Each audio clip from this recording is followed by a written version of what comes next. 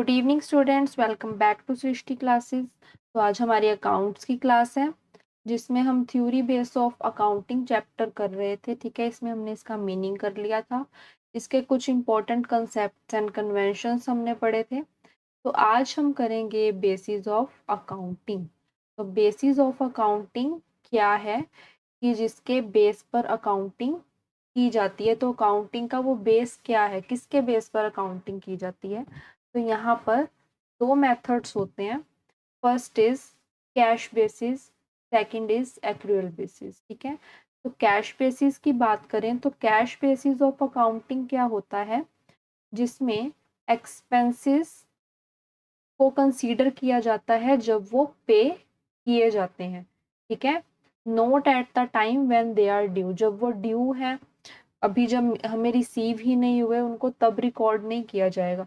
जब हमें वो रिसीव होंगे या हमने एक्चुअल में पेमेंट की है या हमें एक्चुअल में कैश रिसीव हुआ है, हम तभी उनको रिकॉर्ड करेंगे। ठीक है, उसी तरह से रिवेन्यूज हैं कि जब वो हमें एक्चुअल में रिसीव हुई हैं हम उनको तभी रिकॉर्ड करेंगे।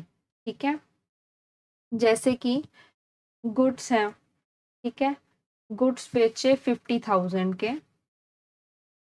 ठीक है, लेकिन जो कस्टमर है वो कह रहा है कि वो पेमेंट देगा नेक्स्ट मंथ। ठीक है, तो जब वो नेक्स्ट मंथ में पेमेंट देगा ना, जब हमें वो पेमेंट रिसीव होगी हम तभी उसको रिकॉर्ड करेंगे, हम पहले ही उसको रिकॉर्ड नहीं करेंगे। ठीक है, तो कैश बेसिस क्या कहता है कि जब हमें अमाउंट रिसीव हुआ है या जब हमने अमाउंट पे किया है हम उसको तभी रिकॉर्ड करेंगे। ठीक है, तो ये था cash basis of accounting. Next is accrual base of accounting. Accrual base of accounting क्या कहता है कि हम इसमें एक्सपेंसेस को तब रिकॉर्ड करेंगे जब उसकी पेमेंट नहीं हुई। ठीक है, और जिस दिन हमने वो सेल्स की है हम उसी दिन उसको रिकॉर्ड कर लेंगे, चाहे हमें वो पेमेंट रिसीव हुई हो या ना हुई हो। ठीक है, या हमने उस दिन वो पेमेंट की हो या ना की हो, हम उसको तभी रिकॉर्ड कर लेंगे। इसी तरह से रिवेन्यूज हम कब रिकॉर्ड करेंगे, जब वो हमें रिसीव नहीं हुई हैं, हम उस केस में भी उसको रिकॉर्ड कर लेंगे। ठीक है, हम इसमें एग्जाम्पल की हेल्प से इनको समझते हैं। ठीक है, cash basis and accrual basis. Cash basis क्या कहता है कि ये पेमेंट होने पर, जब पेमेंट होगी तभी हम इसको रिकॉर्ड करेंगे। ठीक है, एक्रूअल बेसिस क्या होता है कि चाहे हमें पेमेंट रिसीव हुई है या नहीं हुई हम उसको तभी रिकॉर्ड कर लेंगे। ठीक है, कैश बेसिस में क्या है कि जब हमें कैश रिसीव होगा हम इसको तभी रिकॉर्ड करेंगे। लेकिन एक्रूअल बेसिस क्या कहता है कि जब कैश हमें रिसीव नहीं हुआ, जिस दिन हमने सेल की है ना, चाहे हमें उस दिन कैश रिसीव हुआ हो या ना हुआ हो, हम उसको रिकॉर्ड कर लेंगे। ठीक है, जो कैश बेसिस है इसमें क्रेडिट ट्रांजैक्शंस रिकॉर्ड नहीं होती। ठीक है, इसमें क्या है, क्रेडिट ट्रांजैक्शंस को रिकॉर्ड नहीं किया जाता। और एक्रूअल बेसिस क्या है, क्रेडिट ट्रांजैक्शंस यहाँ पर रिकॉर्ड होती हैं। ठीक है, नेक्स्ट इज कैश बेसिस क्या है, ये लेस एक्यूरेट होता है। ठीक है, ये क्या होता है, कम एक्यूरेट होता है, इसकी एक्यूरेसी कम होती है। और जो एक्रूअल बेसिस होता है ये ज्यादा एक्यूरेट होता है। ठीक है, इसके रिजल्ट्स ज्यादा सही होते हैं। जो कैश बेसिस है वो स्मॉल बिजनेस यूज करते हैं, और जो एक्रूअल बेसिस है ये ज्यादातर कंपनीज और बिजनेस यूज करते हैं। ठीक है, आई होप कि आपको दोनों का डिफरेंस अच्छे से समझ में आया होगा कि कैश बेसिस क्या है, जब हमें कैश रिसीव हुआ है या हमने जिस दिन कैश में पेमेंट की है हम उसको तभी रिकॉर्ड करेंगे। एक्रूअल बेसिस क्या कहता है कि जब क्रेडिट ट्रांजैक्शन है, यानी कि क्रेडिट पर हम उधार पर हम सामान बेच रहे हैं या ले रहे हैं, हम उसको तभी रिकॉर्ड करेंगे चाहे हमें कैश रिसीव हुआ है चाहे नहीं हुआ। ठीक है, तो this is the difference between cash basis and accrual basis. Next अब हम करेंगे अकाउंटिंग स्टैंडर्ड्स। तो अकाउंटिंग स्टैंडर्ड्स क्या होते हैं? अकाउंटिंग स्टैंडर्ड्स होते हैं रूल्स एंड गाइडलाइंस। ठीक है, अकाउंटिंग स्टैंडर्ड्स क्या होते हैं? रूल्स एंड गाइडलाइंस, जिनको फॉलो करके कंपनी क्या करती हैं? अपने अकाउंट्स को प्रिपेयर करती हैं।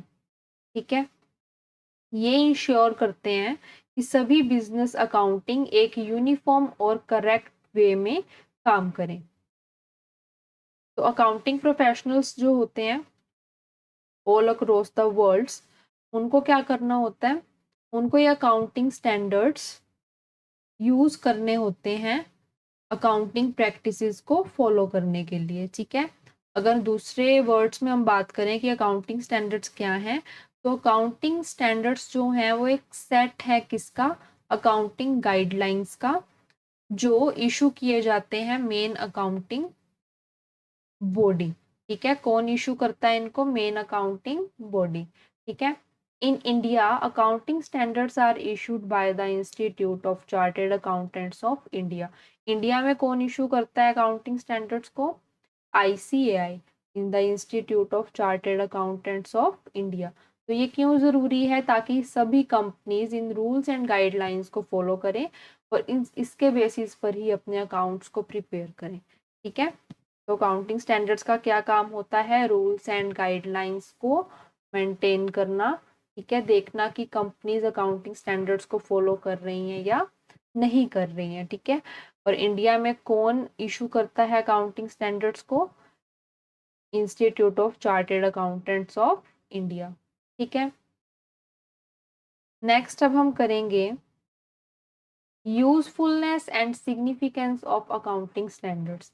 अकाउंटिंग स्टैंडर्ड्स के जरूरत क्यों है, क्या इसकी की इम्पोर्टेंस है? ठीक है, तो अकाउंटिंग स्टैंडर्ड जो है ये हमें एक सेट ऑफ रूलर प्रोवाइड करता है। ठीक है, एक रूल का सेट हमें प्रोवाइड करता है जिसके बेसिस पर अकाउंट्स मेंटेन किए जाते हैं, जिसके बेसिस पर कंपनीज क्या करती हैं? अकाउंट्स मेंटेन करती हैं। ठीक है, जो ये अकाउंटिंग स्टैंडर्ड्स होते हैं, यूनिफॉर्मिटी होनी चाहिए, इजी कंपेरेबिलिटी होनी चाहिए फाइनेंशियल स्टेटमेंट्स की। अलग अलग फर्म्स की फाइनेंशियल स्टेटमेंट्स में क्या है? यूनिफॉर्मिटी होनी चाहिए, यानी कि सेम रूल्स फॉलो होने चाहिए सभी कंपनीज में, सभी फर्म्स में। अलग अलग इंडस्ट्रीज हो चाहे अलग अलग कंपनीज हो, लेकिन सब में अकाउंटिंग स्टैंडर्ड्स क्या है? सेम फॉलो होने चाहिए, यूनिफॉर्मिटी होनी चाहिए। यूनिफॉर्मिटी मतलब कि सेम रूल्स फॉलो होने चाहिए। कंपेरेबिलिटी यानी कि कंपेयर करने लायक होना चाहिए। ठीक है, जब वो सेम रूल्स फॉलो करेंगे तभी तो हम कंपैरिजन कर पाएंगे दो फर्म्स के बीच में। ठीक है, लेकिन अगर दोनों फर्म्स अकाउंटिंग स्टैंडर्ड्स अलग अलग फॉलो कर रही हैं तो उनको हम कंपेयर भी इजीली नहीं कर सकते। ठीक है, तो ये थे अकाउंटिंग स्टैंडर्ड्स की यूजफुलनेस एंड सिग्निफिकेंस। ठीक है, नेक्स्ट अब हम करेंगे need of international financial reporting standards. तो इंटरनेशनल फाइनेंसिंग रिपोर्टिंग स्टैंडर्ड्स क्या कहते हैं कि इनको क्यों इनकी जरूरत होती है? To keep a check on manipulation associated with the figures related to financial statements. Manipulation मतलब कि जानबूझकर डाटा को बदल देना या गलत तरीके से प्रेजेंट करना या फिर गलत तरीके से इंफॉर्मेशन को प्रेजेंट करना। ठीक है, तो क्या है जो अकाउंटिंग स्टैंडर्ड हेल्प करता है कि जानबूझकर फाइनेंशियल स्टेटमेंट्स में कोई भी हेरा फेरी ना की जाए, उनको बदला ना जाए, उनको गलत तरीके से प्रेजेंट ना किया जाए। ठीक है, इसीलिए हमें अकाउंटिंग स्टैंडर्ड्स की जरूरत पड़ती है। ठीक है, फ्रॉड और मैनिपुलेशन को रोकने के लिए, फ्रॉड और मैनिपुलेशन को रोकने के लिए हमें इंटरनेशनल फाइनेंशियल रिपोर्टिंग स्टैंडर्ड्स की जरूरत पड़ती है। Next is help the economies of world to establish global harmony, uniformity and comparability in the process of preparation of their financial statement। International की बात हो रही है तो यहाँ ग्लोबल लेवल पे बात होगी। ठीक है, तो क्या है, इकोनॉमीज को हेल्प करता है ये ग्लोबल हार्मनी बनाने में कि वो कोऑपरेशन से काम कर सकें। यूनिफॉर्मिटी यानी कि चाहे वर्ल्ड में कोई भी कंपनीज हैं, कोई भी इंडस्ट्रीज हैं, उनके रूल्स क्या हैं, सेम होने चाहिए। एंड कंपेरेबिलिटी, कि उनमें कंपेयर करना इजी हो, कंपैरिजन करना इजी हो। वो कब होगा, जब वो सेम रूल्स फॉलो करेंगे। ठीक है, तो क्या है कि जो फाइनेंशियल रिपोर्टिंग स्टैंडर्ड्स हैं, इंटरनेशनल फाइनेंशियल रिपोर्टिंग स्टैंडर्ड्स, ये क्या करते हैं, इकोनॉमी में जितने भी फर्म्स हैं, इंडस्ट्रीज हैं, उनकी फाइनेंशियल स्टेटमेंट्स की प्रिपरेशन की प्रोसेस में हार्मनी बना के रखना, यूनिफॉर्मिटी बना के रखना और कंपैरिजन को आसान करना। ठीक है, next is makes flow foreign investment smooth across the countries. जो फॉरेन इन्वेस्टर्स हैं, दूसरे कंट्रीज में इन्वेस्ट करते वक्त फाइनेंशियल स्टेटमेंट्स को देखते हैं। अगर अकाउंटिंग स्टैंडर्ड्स रिलायबल होंगे तो इन्वेस्टर्स को कंपनी पर ट्रस्ट होगा और इन्वेस्टमेंट करना इजी होगा। ठीक है, इसीलिए इंटरनेशनल फाइनेंशियल रिपोर्टिंग स्टैंडर्ड्स की ज़रूरत पड़ती है। आई होप कि आपको ये आज के छोटे छोटे टॉपिक्स समझ में आए होंगे। ठीक है, तो आज हमने किया बेसिस ऑफ अकाउंटिंग, जिसमें हमने पढ़ा cash basis and accrual basis. Next is accounting standards हमने पढ़े। ठीक है, अकाउंटिंग स्टैंडर्ड्स के सिग्निफिकेंस हमने पढ़े कि इनकी क्या इंपॉर्टेंस है। उसके बाद हमने पढ़ा need of international financial reporting standards. ठीक है, तो नेक्स्ट क्लास में हम करेंगे goods and services tax, GST, इसके नेचर हम पढ़ेंगे, एडवांटेजेस हम पढ़ेंगे, प्रोसीजर पढ़ेंगे, एप्लीकेबिलिटी हम इसकी पढ़ेंगे। ठीक है, तो नेक्स्ट क्लास में मिलेंगे हम नेक्स्ट टॉपिक के साथ। तब तक के लिए इसको रिवाइज करते रहिए। और मेरा टेलीग्राम पर चैनल है, जो वो जिसने ज्वाइन नहीं किया जाकर उसको ज्वाइन करो, सृष्टि क्लासेस ऑफिशियल। यहाँ पे आपको फ्री नोट्स प्रोवाइड किए जाते हैं।